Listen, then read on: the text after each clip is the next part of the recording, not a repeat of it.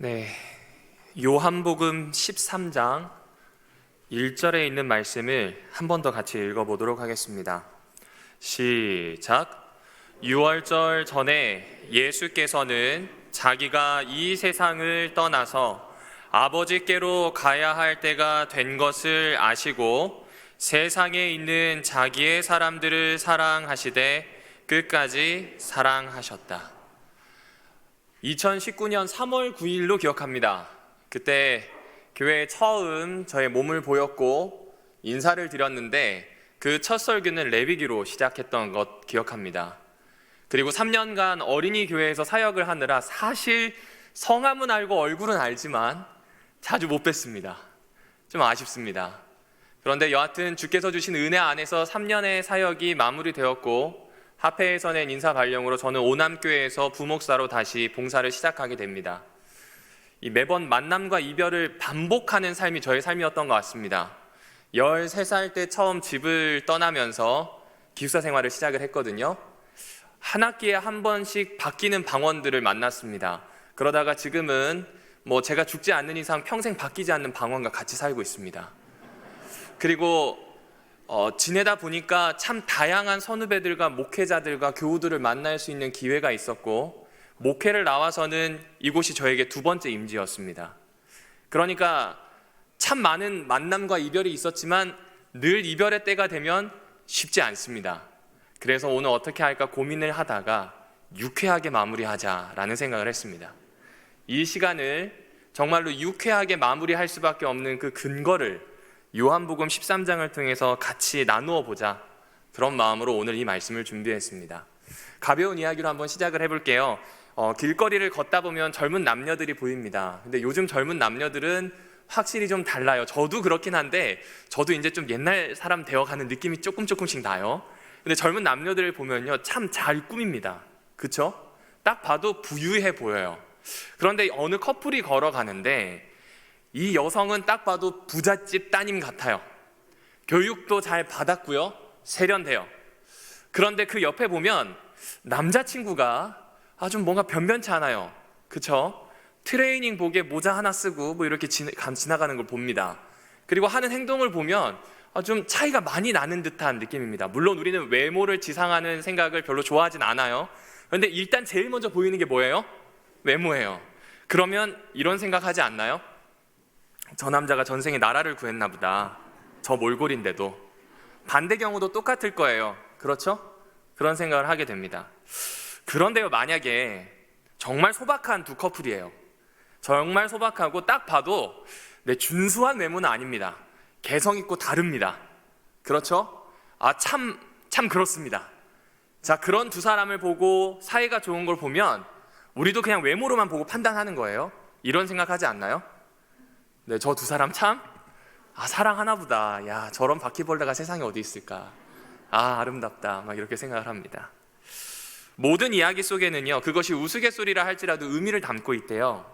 이 이야기에서도 사실은 의미를 담고 있다는 생각을 해봅니다. 그것은 무엇이냐면요, 사람은 둘러싸고 있는 여건, 상황을 떠나서 사람 그 자체를 사랑하기가 어려워요. 그냥이 아니라 참 많이 어렵다는 겁니다. 그러니까 바꿔 말하면 사람은 사람을 사랑하기 전에 외양과 조건을 더 쉽게 믿고 사랑할 가능성이 크다는 겁니다. 그래서인지 인간에게 있어서 변함없는 사랑은 불가능한 이야기입니다. 네, 당장 결혼하실 때를 생각해 보세요. 그리고 지금을 생각해 보시고요. 물론 그 모습이 원숙해지긴 하였지만 바뀝니다. 맹인 목사 안요한이라고 하는 분이 계세요. 이분은 30대에 실명을 하게 되었답니다. 태어나서 바로 실명을 하거나 아니면 어렸을 때 실명을 하면 조금 경우가 낫대요. 왜냐하면 아시는 것처럼 어렸을 때는 이 신체 기관이나 몸의 모든 움직임들이 왕성할 때잖아요. 그러니까 이 실명을 하게 되면 다른 기관들이 빨리 조응을 하면서 도와준답니다. 그런데 30대가 되었어요. 이미 내가 가지고 있는 시력, 촉각, 미각, 움직이는 근육의 모든 능력이 정해졌어요. 그 상황에서 능력 하나가 없어졌어요. 어떨까요? 적응하기 매우 어렵답니다. 이 목사님도 그랬습니다. 사실은 행복한 가장이고요, 자녀들이 있었어요. 그런데 실명을 하고 난 다음에 너무 어려웠던 거예요. 아내의 도움 없이는 아침에 일어나서부터 저녁에 잘 때까지 단 한 가지도, 정말로 단 한 가지도 제대로 해낼 수가 없었습니다. 결국 직업을 잃었고요. 결국 가산을 다 탕진했고요. 결국 실명을 회복할 수 없다는 판명을 받습니다. 그리고 그때를 견디다가 결국은 이혼합니다. 다 잃었어요. 그렇습니다. 그 아내분은 건강한 청년 안요한과의 미래를 그렸을 거예요. 하지만 살아보니 맹인인 안요한은 사랑하기가 너무나 힘들었던 겁니다. 그러나 우리가 어느 날 갑자기 실명한 남편의 시력을 회복시키기 위해서 모든 것을 투자하고 빚까지 졌으며 어려운 시기를 건넜던 그 여인을 가늠이나 할 수 있을까요? 그 여인이 그렇게 사랑스럽지 않고 비난받아 마땅하다라고 이야기할 수 있을까요? 잘 모르겠습니다. 삼풍백화점 사고는 우리나라에 꽤 큰 상처를 남겼습니다. 저도 어렸을 때 이것을 보고 사실 무슨 일인지 처음엔 감을 잡지 못했어요. 근데 지나고 보니까 엄청난 일이었습니다. 제가 임시 목회를 시작했었던 강남중앙교회, 거기서 이제 선교사 훈련 사역을 했었는데, 그 강남중앙교회에서 걸어서 5분만 가면 아크로비스타라고 하는 빌딩이 있는데 그곳이 삼풍백화점이 있던 장소입니다. 이 삼풍백화점 2층에서 일하고 있었던 한 종업원이 있었어요. 그 종업원은 갑자기 사람들이 소리를 지르고 소방벨이 울리니까 비상구를 향해서 자기도 모르게 우우 하면서 몰려 나갔습니다. 그런데 이 종업원이 얼마나 참 믿음직하고 책임감 있었는지 생각을 해보니까 매상고와 그리고 이 물품고가 적혀있는 장부가 안에 있는 거예요. 물건은 당장 잃어도 되는데 이걸 잃어버리면 가게 사장님도 그렇고 자기 월급도 못 받으니까 다시 연어가 물결을 거스르듯 뒤돌아 올라가기 시작합니다. 그런데 인파가 막 내려오니까 이 올라가기가 쉬워요, 어려워요. 이제 이 한 계단만 오르면 2층이거든요. 갑자기 누가 이 뒤에서 자기 어깨를 잡고 뒤로 밀칩니다. 할아버지 한 분이세요. 그래서 자기도 모르게 머뭇하면서 뒤로 밀렸거든요. 그때 갑자기 천장이 우르르 하고 무너지더니 그 할아버지를 푹 하고 쳤어요. 그리고 그 할아버지는 세기둥에 깔리게 돼요. 생각해 보세요. 만약 할아버지에게 밀려서 머뭇거리지 않았다면 저 자리는 내 자리예요. 생각이 바뀌었어요. 이거 매출고 생각할 틈이 없는 거예요. 이제 무조건 나가야 돼요. 그래서 몸을 돌이켜서 나가려고 하는데 굉장히 억센 소나기가 느껴지는 거예요. 누구였을까요? 할아버지예요. 그런데 참 그렇죠. 실화가 너무 드라마 같은 게 그 할아버지가 매번 2층을 청소하는 할아버지였어요. 얼굴 알아요. 오늘도 이 건물이 무너지기 전에 와서 청소했어요. 만약 정상적인 상황이라면 이 여인이 도왔을까요? 안 도왔을까요? 도왔겠죠. 건물도 괜찮은 상황에서 청소하다가 사고 당하셨으면 도왔을 겁니다. 그런데요, 천장은 무너지고요, 무서운 소리가 나고요, 사람들은 이미 정신이 반 이상 나가 있는 상태예요. 결국 어떻게 했을까요? 자신이 할 수 있는 온 힘을 다해서 손을 뿌리치고 나왔습니다. 그 뒤로 할아버지 소식은 듣지 못했습니다. 여러분, 급박한 상황 속에서 할아버지의 애원을 무시한 이 여인을 무조건 이야기할 수 있을까요?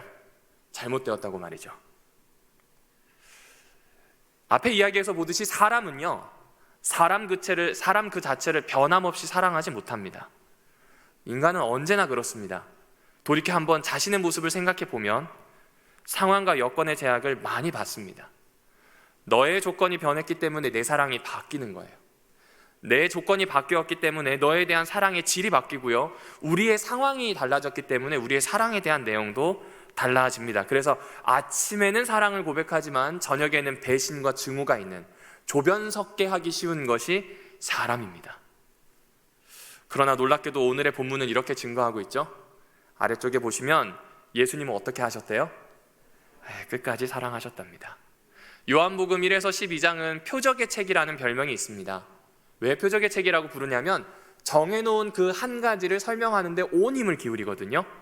예수가 참으로 우리의 하나님이심을 알리기 위해서 온 힘을 다해서 표적들로 설명합니다.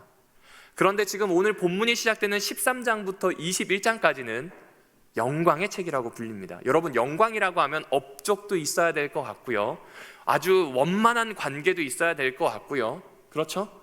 엄청난 능력이 있어야 될 것 같은데 아시겠지만 13장부터 시작되는 영광의 책에 있는 모든 내용은 아픔과 순환과 고문과 배신과 결국에는 죽음과 무덤, 이게 답니다. 기적에 대한 내용도 없고요, 예수님에 대해서 특별히 묘사하는 다른 내용도 없어요. 그냥 담담하게 인간이신 예수가 당했던 일을 쭉쭉쭉 기록할 뿐입니다. 그런데 13장 1절은 이 모든 이야기를 시작하면서 한마디로 요약합니다. 뭐라고 이야기한다고요? 예수님은 그 끝을 아셨어요. 그런데도 불구하고 자기 사람들, 자기에게 맡겨진 것들을 어떻게 하셨다고요? 끝까지 사랑하셨다는 겁니다. 사람이 했던 사랑과 너무나 다른 사랑을 하신 겁니다. 그리고 이미 성경책을 가지고 계시면 13장 위를 보십시오. 아마 웬만하면 소제목이 적혀 있을 텐데 고별사라고 되어 있습니다. 요한복음에는 고별사가 한 3개 정도 나오는데 그 첫 번째 고별사에 제일 먼저 하시는 이야기, 예수님이 끝에 와서 하시는 이야기가 뭐냐면 끝까지 사랑하셨다는 이야기를 우리에게 해주고 있는 것입니다. 그렇습니다. 예수님은요, 다른 사랑을 하셨네요. 어떻게 하셨다고요? 끝까지 사랑하셨다는 겁니다. 그런데 오늘 여러분과 함께 보기를 바라는 단어는 끝까지 사랑하는 단어이기도 하지만 여기 세상을 떠나라는 단어 보이십니까? 이 떠나라고 하는 단어에 좀 마음을 집중해 주시면 좋겠습니다. 여러분이 떠나라고 하는 단어는요, 메타바이노라고 하는 단어래요. 메타바이노는 뭐냐면 제가 여기에 있다가 조금 있다가 이 예배가 마치면 성도님들과 인사하기 위해서 저쪽 문으로 가잖아요. 이렇게 이동하는 것을 메타바이노라고 합니다. 아주 쉽죠? 그러니까 이것은 예수님이 단순히 무덤에 들어간다, 죽으신다라는 암시에 대한 이야기가 아니라는 이야기예요. 예수님이 뭔가에서 다른 곳으로 옮기셨다는 이야기를 하는 겁니다. 그것이 바로 요한복음 5장 24절에 나옵니다. 같이 한번 읽어보실까요? 시작. 내가 진실로 너희에게 이르노니 내 말을 듣고 또 나를 보내신 이를 믿는 자는 영생을 얻었고 심판에 이르지 아니하나니 사망에서, 그렇죠, 감사합니다. 어디에서 어디로요? 사망에서 생명으로요. 요한복음에서 가장 관심 있는 단어가 영생이랍니다. 예수님께서는 그 십자가 다음에 영생이 무엇인지를 부활로 보여주셨거든요. 이 일을 위해서는 이별해야 돼요. 이 일을 위해서는 좀 길긴 하지만 여하튼 일시적이에요. 시간이 정해져 있으니까 이별하셔야 돼요. 다른 말로 해볼까요? 예수님은 이별을 선하게 쓰세요. 우리에게 이별은 아파요. 그리고 우리에게 이별은 난감합니다. 그런데 예수님은 이별마저도 어떻게 쓰신다고요? 선하게 쓰세요. 어떻게 선하게 쓰시는가? 사망에서 생명으로 옮겨지는 것이 무엇인지를 보여주시는 거예요. 그 일을 이루시기 끝까지 사랑하시는 거예요. 끝까지 사랑한다는 것은 사랑을 지속한다는 표현도 됩니다. 하지만 이 끝까지는 다른 표현이 있더라고요. 목적이 달성될 때까지입니다. 다시요, 무엇이 달성될 때까지요? 목적이요. 그 목적이 요한복음 6장 39절에 이렇게 이야기합니다. 나를 보내신 이의 뜻이 그분의 목적이래요.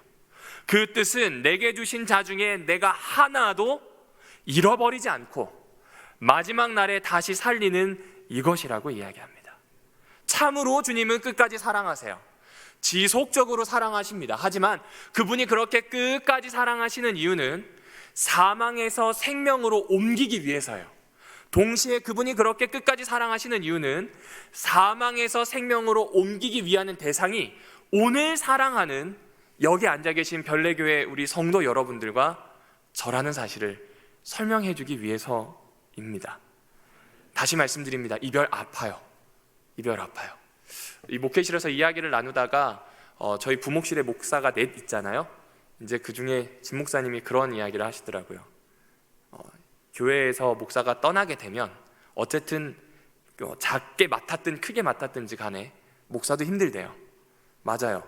그런데 조금 더 생각을 해보면 교인들이 더 힘들어요. 그렇지 않나요? 개인이 떠나서 적응하는 것과 공동체가 떠나서 적응하는 것 달라요. 그 사람이 잘했건 못했건이 아닙니다.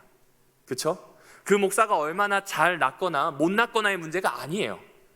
이것은 누군가를 보낼 때 공동체에서 보내는 것이 그렇게 쉽지 않음을 이야기합니다. 그런데 우리 주님은 이별마저도 선하게 쓰실 거래요. 다시요, 이별마저도 사망에서 생명을 옮기도록, 한 번 더 강조드리면 우리의 구원의 목적을 이루는 그 끝이 올 때까지, 끝날 때까지 끝까지 사랑하시고 포기하지 않으시고 해내시겠다고 이야기합니다. 그런 모습은 베드로를 통해서 확인해 볼 수 있습니다. 여러분, 예수님이 별명을 붙이셨어요. 그런데 베드로한테 붙인 별명이 뭐냐면 바위예요. 바위. 좀 사투리로 섞으면 바우가 되겠죠. 바우라고 했을 거예요. 이 바위라고 했을 때 멍청해서 바위가 아니에요. 여기에 나오는 이 바위는 교회를 그 위에 세울 수 있을 만큼, 다른 말로 하면 한 공동체의 이상을, 한 공동체의 삶을 끌어안고 버텨낼 수 있을 만큼 강력한 가능성을 누구에게서 본 거예요? 베드로에게서 본 거예요. 그런데 마태복음 14장에 보면요, 베드로는 자기 몸 하나 가누지 못합니다. 맞습니다. 저라도 이랬을 것 같아요. 어떻게 평범한 사람이 물 위를 걷다가 예수님을 놓치고 바람이 무서워가지고 빠지는 거 당연할 수 있거든요. 그런데 예수님이 그의 잠재력을 보아준 것과 다르게 베드로는 자기 하나도 가누지 못하는 사람처럼 보여요. 마태복음 16장을 보실까요? 예수님이 죽으실 것을 이야기하자 예수님을 붙들고 항변합니다. 말이 좋아 항변이지 헬라어 그대로 봤더니 거의 화가 나가지고 쥐어 흔들고 있어요. 선생님인데요. 그래서 한번 생각을 해봤어요. 아마 베드로가 화장실을 쓰려고 할 때 그 안에 예수님이 있다면 어떻게 했을까? 여러분 어떠실까요? 베드로는 누가 있는지 상관 안 했을 것 같아요. 빨리 나오라고 하겠죠. 내가 급하니까.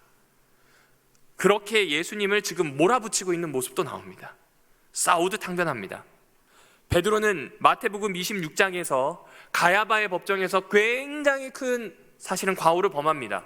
이 과오는 과오로 하기에 너무 큽니다. 배신을 해요. 자기의 스승을 어떻게 해요? 배신합니다. 이쯤 되면요, 우리는 웬만하면 이렇게 생각할 겁니다. 얘는 틀렸다. 안 되겠다. 하지만 주님은 택한 사람을 끝까지 사랑하세요. 그분의 목적이 이루어지실 때까지 끝까지 사랑하십니다. 부족한 사람을 부족하다고 규정하지 않으세요. 끝까지 당신의 목적이 이루어질 때까지 사랑하고 이끄십니다. 고백의 즈음 제가 드리는 고백이 이것입니다. 여러분을 우리 주님께서는 지금까지 사랑하셨고 그분의 목적이 한 사람 한 사람에게 존엄하게 이루어지기까지 주님은 사랑하실 겁니다. 3년의 사역을 돌아보면서 목사가 남길 수 있는 게 무엇인가 생각해 보니 설교였던 것 같습니다. 코로나 덕분에 설교가 참 많이 남았더라고요. 그런데 설교 내용을 보니 솔직히 내가 이런 말을? 이라고 하는 부분도 있었어요. 이 말은 반대로 얘기하면 제가 말한 대로 살지 않았다는 얘기겠죠? 네, 맞습니다. 그리고 그걸 저만 알면 되는데 아시는 분도 계실 거예요. 정말 넉넉한 마음으로 용서를 구합니다. 그리고 끝까지 사랑하시는 주님께서 저의 부족함을 덮고 앞으로 주님께서 쓰시기 좋은 한 도구가 되도록 그렇게 만들어 주실 것을 소망하고 기대합니다. 그럼에도 불구하고 저를 사랑해 주시기 때문에 저는 부끄럽지만 이렇게 고백할 수 있는 것 같습니다. 다시 말씀드릴게요.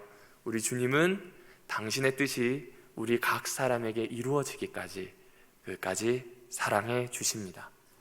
자, 그렇다면 이 사랑을 어떻게 하셨을까요? 끝까지 사랑하신다니까 알겠는데 어떻게 하셨을까요?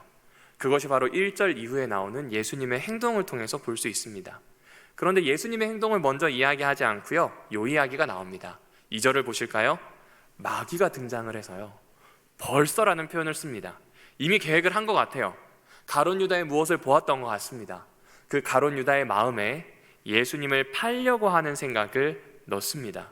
그런데 3절을 보시면 예수님은 저녁 먹는 중에 아버지께서 자기에게 맡기신 것, 그리고 내가 가야 할 길을 다 아신다고 이야기합니다. 그 과정을 하나도 빠트림 없이 다 아셔요. 그러면 가룟 유다의 상태도 아셨을까요? 모르셨을까요? 아셨다는 이야기를 합니다. 그러면 지금 3절에서 강조하고 있는 건 그거 아닐까요? 예수님은요, 지금 다 아시면서도 능동적으로 이 운명을 맞서신 거예요. 사단의 강요가 아니에요. 사단의 강요로 유다가 움직였기 때문이 아니라니까요. 그것과 상관없이 주님은 끝을 아시고 움직이셨다는 것이 아마 3절의 핵심인 것 같습니다. 그래서 어쩌면 그 점을 강조하기 위해서 이 단어를 쓰더라고요. 2절에 나오는 팔아 넘기다, 유다가 예수를 팔아 넘길 생각을 가지다라고 하는 그 팔아 넘기다는 이 파라디도미라고 하는 뜻을 가지고, 이 단어를 가지고 있습니다. 제가 반대로 적어놨어요. 그런데 예수님께서는 자기에게 맡기신 것을 아셨다라고 할 때 이 맡기다는 단어는 디도미입니다. 파라디도미와 디도미입니다. 딱 봐도 언어 유희인 게 느껴지실 거예요. 예수님과 유다의 상태를 아주 적나라하게 대조해 주고 있는 겁니다. 무엇이 예수를 당당하게 자신의 운명에 맞서게 했는지, 무엇이 유다로 하여금 운명을 맞서는 것이 아니라 사탄이라고 하는 그 대상의 이야기를 듣고 따라하게 됐는지를 이 두 단어를 통해서 이야기해 주고 있습니다. 한번 상상해 보십시오. 유다는요, 예수님을 너무나 존경해서 찾아왔던 제자예요. 유일하게 뽑힌 제자가 아닙니다. 그가 보았던 예수님의 모습은 참으로 대단하였습니다. 왜냐하면 가난한 자들이 모였고요, 소외된 사람들이 모였고요, 새로운 삶을 꿈꾸게 되었습니다. 빚이 너무나 많았던 그 당시에, 로마의 압제에서 너무나 괴로워했던 그 당시에 예수님만큼은 독립을 가져올 것이라고 믿었습니다. 이제 예수님이 하셔야 되는 수순은 이거예요. 그 사람들 모아서요, 회복시키고요, 세력을 구축하는 거예요. 그 세력을 키워서 일정하게 되었을 때에는 기득권을 넘어뜨리고요, 그분의 나라를 세우는 거예요. 그것이 정말로 메시아가 해야 되는 하나님 나라 세움이라고 생각했습니다. 그런데 우리 예수님은 그것과 전혀 반대되는 삶을 선택하십니다. 사람 모으셨어요? 흩으셨어요? 흩으셨어요. 세력을 갖추어서 혁명을 꿈꾸셨습니까? 본인이 희생하셨습니까? 희생하셨어요. 유다는 자기가 가지고 있는 정치적인 메시아라는 틀 안에 계셔야 되는 예수님이 자꾸 그 밖으로 삐져나가요. 내가 가지고 있는 그 패러다임 안에 머물러야 하는데 자꾸 벗어나요. 내가 가지고 있는 계획 안에서 예수님이 딱딱딱 움직여야 하는데 안 움직이세요. 내가 바라는 점, 기도하는 것을 듣고 그분이 해주셔야 되는데 안 해요. 그러니 결심을 합니다. 어떻게 하기로요? 팔아 넘기기로 결심합니다. 하지만 우리 예수님은 그런 유다마저도 끝까지 사랑하셨습니다. 너무나 대조가 되죠. 자기 틀에서 벗어나는 건 다 잘라내려고 했던 유다의 모습과, 그런 유다를 알고서도 적이나 다름없고 벽을 세워야 되는 사람임에도 불구하고 경계를 넘으신 거예요. 벽을 허무신 거예요. 12 제자들 중에 그분의 발 씻음을 안 당한 사람 한 명도 없을 겁니다. 누구까지도요? 유다까지도요. 끝까지 당신의 목적을 가지고 그 목적이 이루어지기까지 행동하신 겁니다. 희생하신 겁니다. 이것이 유다와 예수님의 가장 큰 차이입니다. 여러분, 이제 우리를 한번 돌아볼게요. 각자의 삶을 돌아보실게요. 여러분은 예수님을 보듯이 혹 이웃을 보지 않습니까? 조금 더 구체적으로요. 유다가 예수님을 보듯이 내 이웃을 바라볼 때가 혹시 있지 않으신지요? 내 틀에 맞지 않을 때 말입니다. 내 소원에 맞지 않을 때 말입니다. 내 예상을 아주 정확하게 빗나갈 때 말입니다. 어떠하시는지요? 예수께서는 그럼에도 불구하고 끝까지 사랑하셨습니다. 유다가 배신하였음에도 불구하고 주님은 끝까지 사랑하셨습니다. 이것이 바로 주님이 어떻게 사랑하시는지를 보여주고 있습니다. 오늘 이 예배의 자리는 그렇게 끝까지 사랑해 주시는 예수에게 경배와 감사를 드리는 자리입니다. 오늘 이 예배의 자리는 경계를 넘고 담을 무너뜨려서 나를 이곳까지 있게 하신 주님을 기억하기 위한 자리가 바로 예배의 자리입니다. 4절을 보시면 예수님은 그 틀과 같은 옷을 벗으셨습니다. 단순히 옷을 벗어서 내려놓았다는 걸 의미하는 게 아니에요. 수건을 동이고 대야에 물을 담아서 제자들의 발을 씻었다는 건 꽤 큰 의미가 있어요. 왜냐하면 여기에 보이시는 이 겉옷을 벗는다는 의미는 디테미인데, 이 똑같은 단어가 똑같은 단어가 요한복음 앞부분에서 나옵니다. 어떻게 나오냐면 죽음과 관련된 단어로 나와요. 희생과 관련된 단어로 나옵니다. 예수님께서는 당시에 강고한 틀을 벗으셨어요. 제자가 감사해서 스승의 발을 닦아야 한다는 그 틀 벗어버렸습니다. 사실 발 닦는 건 노예가 하는 겁니다. 여러분, 노예 사람 아닙니다. 노예는 그 당시에 사람 아니에요. 숨은 쉬고 있고 대화는 하지만 사람 아니에요. 그냥 것이에요. 물건이에요. 그 자리로 넘어가신 거예요. 이 땅에 오실 때에도 신이시잖아요. 인간과 인간 세계를 완전히 초월해 계신 분이세요. 그런데 자기를 인간이라고 하는 이 작은 흙덩어리 안에다 우겨 넣으셨어요. 경계를 넘으셨어요. 우리가 가지고 있는 모든 틀들을, 우리가 가지고 있는 모든 경계를 주님은 넘어서 오셨다는 겁니다. 벗다, 내려놓다, 곧 그분이 하신 의미는 우리를 위해서 희생하기를 마다하지 않으시는 겁니다. 그것이 바로 주님이 끝까지 사랑하시는 모습으로 나옵니다.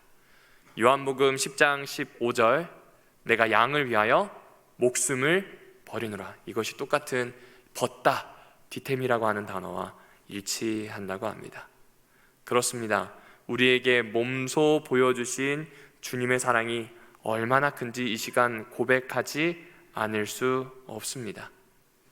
우리 인간은요, 무엇 때문에 엄청 매달립니다. 초등학교 졸업할 때를 한번 기억해 보시죠. 특별히 저는 초등학교 졸업할 때 너무 아쉬웠습니다. 영남 36으로 가야 됐거든요. 제가 살고 있던 고향은 통영 바로 옆에 있는 고성이라는 곳이었는데 이제 더 이상 친구들을 못 만나요.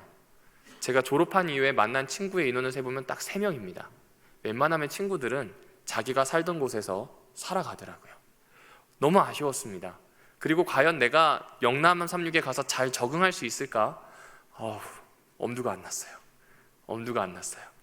내가 지금까지 가지고 있었던 관계와 구축했던 것들이 다 어린 나이였지만 무너졌기 때문에 그래요. 영남 36 고등학교를 졸업하고 대학을 올 땐 어땠을까요? 친구들 다 대구에 있는 대학으로 갔거든요. 웬만하면요. 서울로 올 때요, 정말 저기에서 어떻게 살지? 서울 깍쟁이들 사이에서 내가 어떻게 살아내지? 이게 너무 걱정이 됐습니다. 아니나 다를까요? 와서 신학과 1년을 시작하는데요, 정신이 하나도 없었어요. 정말로 정신이 없었어요. 노인네라서가 아닙니다. 그냥 시골 사람이라서 그래요. 정신이 하나도 없었어요. 그리고 그 36대 신학과에서 어떻게 적응을 하고 있었는데 적응할 만하니까 군대 가래요. 어떻게 적응하지? 군대에서 나와서, 사실 저는 군대에서 이렇게 말뚝박으라고 하더라고요. 너 원하면 경찰 공무원 하도록 추천서 써줄게, 이렇게 해주셨어요. 그러니까 거기에 좀 많이 적응된 거겠죠? 어떻게 또 천사 같은 신학생들이 있는 36학교로 돌아가지? 그리고 다시 36학교를 졸업하게 되었을 즈음에는 선교사 훈련원으로 부름을 받게 됩니다. 어떡하지? 태능으로 갑니다. 어떡하지? 한 번도 해보지 않은 학생들인데 별내로 왔어요. 그때 담임 목사님 표현 안 하셨지만 골치 꽤 썩으셨대요. 누구를 어린이를 맡기냐? 왜냐하면 저희가 가지고 있었던 궤적은 어린이와 전혀 상관이 없었습니다. 어린이를 맞자마자 심장이 내려앉고 다리가 풀리더라고요. 너무 많은데 나 때문에 잘못되면 어떡하지? 그런데 지내고 보니 끝까지 사랑하시는 분이 저를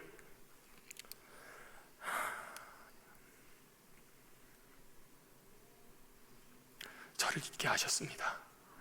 그리고 그분은요, 우리에게 이런 말씀을 해주시는 것 같아요. 기독교의 핵심은요, 정결한 예식 아닙니다. 성찬 그릇도 아닙니다. 아름다운 찬양 일 수도 있겠습니다. 맞습니다. 그런데 기독교의 상징은 수건과 대하여야 한다고 말씀하세요. 왜 그럴까요? 경계를 넘어야 되니까요. 경계를 넘고 끝까지 사랑하시는 주님과 동행하기 위해서입니다. 이에 예수님은 발을 닦기 시작하십니다. 직접 손으로 만지기 시작하셨어요. 그리고 여기에서 놀라운 변화가 생깁니다. 하나는 배신하여 돌아옵니다. 하나는 배신하고 돌아오지 않습니다. 배신하여 돌아오지 않는 사람은 누구였을까요? 유다이고요. 배신하였지만 돌아온 사람은 베드로와 그 나머지 10제자였습니다. 그분의 손길은 참으로 힘이 있었던 것 같습니다. 강은교 시인이 쓴 당신의 손이라고 하는 시가 너무 예수님의 모습과 닮은 것 같아서 좀 이렇게 퍼다 날라왔습니다. 당신의 손이 길을 만지니 누워있는 길이 일어서는 길이 되네. 당신이 슬픔의 살을 만지니 머뭇대는 슬픔의 살이 달리는 기쁨의 살이 되네. 주님의 손이 닿는 곳에서 일어섬이 있어요. 주님의 손이 닿는 곳에서 머뭇거리던 슬픔이 이제는 달리는 기쁨으로 활력으로 바뀌게 되었습니다. 죽음을 만지면 뼈들이 살아나게 되었습니다. 여러분, 이 손과 접촉하신 적 있으시지요? 삶의 고단함이 있을 때, 너무나 지쳐 어려운 그때에 주님께서는 우리에게 자신의 손을 뻗쳐서 위로하십니다. 이것이 바로 주님이 우리를 끝까지 사랑하시는 방법입니다. 이때 베드로가 갑자기 튀어나옵니다. 주님, 제 발 안 돼요 라는 이야기를 해요. 이거 관례가 아니잖아요. 이거 상식이 아니잖아요. 이 이야기를 예수님께 하고 있습니다. 내 발은 절대 안 된다고 완강하게 베드로가 밀어내고 있습니다. 그때 주님은 놀라운 이야기를 하십니다. 예수께서 대답하여 이르시되 내가 하는 것을 내가 지금은 알지 못하지만 이후에는 알겠다는 표현을 하세요. 나중에 알 거야. 나중에 알 거야. 세상 일은 참 이런 일들이 많은 것 같습니다. 지금 당장은 몰라요. 이 이별이 무엇을 의미할지는 저도 모르고 여기 앉아 계신 우리 교우들도 모르실 겁니다. 저도 한 10년, 20년이 흐르면 그때 그랬겠지라는 생각을 할지 모르겠습니다. 세월을 돌이키게 되었을 때 은혜를 헤아리게 됩니다. 그런데 전 여기에서 그것도 있겠지만 주님께서 베드로를 무지하다고 혼내지 않는 것에 너무 감사했습니다. 갈 바를 알지 못하고 나아가는 아브라함을 성실하게 이끄셨던 그분이 베드로에게도 똑같이 하실 겁니다. 마찬가지로 오늘 코로나로, 오늘 내 삶에서 가장 큰 문제로, 오늘 내 삶에서 가지고 있는 아픔들로 고민하고 계실 수 있어요. 그때 주님은 이렇게 얘기하세요. 나중에 알 거야. 내가 끝까지 너를 사랑하는 것을 말이다. 우리 주님은 그런 분이십니다. 그래서 주님은 이제 내가 너의 발을 씻길 수 있게 해달라. 만약 내가 너를 섬기지 못한다면, 내가 이 경계를 넘지 못한다면 너와 나는 아무것도 연결되어 있지 않다라고 하는 이야기를 우리 베드로에게 해주고 있습니다. 그렇게 발을 씻는 행동을 통해서 우리 주님은 이렇게 말씀하십니다. 나는 그대의 발을 더러운 쓰레기로 생각하지 않습니다. 그대는 존귀한 우리 아버지의 자녀입니다. 그래서 나는 그대를 이렇게 대접합니다. 그렇게 제자들은 주님의 사람이 되는 것임을 나중에 알았던 것 같아요. 요한복음은 예수님이 돌아가신 후에 한 100여 년쯤 되었을 때, 100년, 80년 요쯤 되었을 때 쓰여진 책으로 봅니다. 그때 쓰여진 책에서 제자들은 의미를 발견했어요. 어떤 의미요? 이것이 주님의 사람으로 만드는 과정이었구나라고 하는 이 초청을 알게 됩니다. 그리고 제자들은 그 초청에 반응하여서 이제 주님과 동거동락하는 그런 삶을 시작하게 됩니다. 오늘 특별히 침례를 받기 위해서 아마 떨리는 마음으로 생애 한 번도 해본 적이 없는 물에 잠깐 들어갔다 오는, 그것도 물에 이 잠깐 잠기는 이 순간마저도 내 의지대로 되지 않고 목사님 손에 의지해야 되는 그런 상황이 되었습니다. 어린이 침례식을 해보면 단 한 명도 열애 없이 저에게 기대는 어린이는 한 명도 없었습니다. 제가 덩치가 좋아 보임에도 불구하고요, 남에게 자신을 맡기는 것 어렵습니다. 그런데 이 침례 의식을 통해서 우리는 알게 돼요. 또 침례를 받으신 분들도 알게 됩니다. 나는 이제부터 맡겨진 사람이다. 나는 이제부터 끝까지 사랑받는 존재이자 사랑받게 되는 존재이다. 이것을 알게 되실 겁니다. 그래서인지 그들에게 가장 많이 나오는 단어는 원더풀입니다. 맞게 쓴 거죠? 원더풀입니다. 이걸 누가 많이 썼냐면 남아프리카 공화국에서 이 주교로 봉사했던 데스몬드 투투라고 하는 분이 썼대요. 얼마나 힘들었을까요? 백인과 흑인이 맨날 싸우고요, 서로 찌르고요, 갈등이 엄청나요. 그거 자꾸 보고 있으면 사람의 정신이 암울해질 수밖에 없는데, 이분의 주변에 있었던 사람들이 자꾸 하는 이야기는 원더풀이라는 이야기를 자꾸 했답니다. 여러분, 끝까지 사랑하시는 분이 계시기 때문에 원더풀이지 상황이 좋아서 원더풀은 아닙니다. 그분이 완전하신 것처럼 우리가 완전하면 좋겠는데 우린 그렇지 않아요. 그래서 우리가 할 수 있는 유일한 선택은 원더풀, 감사하다라고 하는 것을 고백하는 것, 찾는 것 아닐까 하는 생각이 듭니다. 이제 예수 그리스도께서는 이 모든 일을 마무리하시고 베드로에게 다시 나타나셨을 때 이런 말씀을 하셨을 겁니다. 사탄이 너를 요구한다. 사탄이 너를 달라고 한다. 그러나 내가 너를 위하여 기도한다. 그렇습니다. 주님은 여전히 지금도 우리를 위해서 저 하늘에서 기도하고 계십니다. 그런데 그 기도의 제목이 무엇인가? 내가 너를 처음 보았고 목적하였던 바, 바위가 되게 하고 반석이 되겠다고 했던 그 이야기, 굳게 세우겠다고 했던 그 이야기가 이루어지기를, 참으로 그렇게 회복되기를 기도하고 바람하지 않는다는 이야기를 해주신다는 겁니다.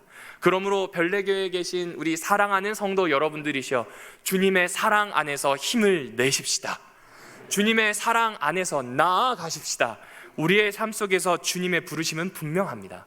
끝까지 사랑하셔서 주님의 사람으로 주님께서 쓰시고자 하시는 그 목적에 맞도록 바꾸어 가실 것을 의심하지 않았으면 좋겠습니다. 이제 후로는, 그러니까 앞으로 나에게 펼쳐질 모든 일들을 그렇게 예수 그리스도에게 맞추고 예수 그리스도의 음성을 듣고 예수 그리스도에게 맡기는 삶이 되기를 바라며 오늘 말씀을 드리도록 하겠습니다.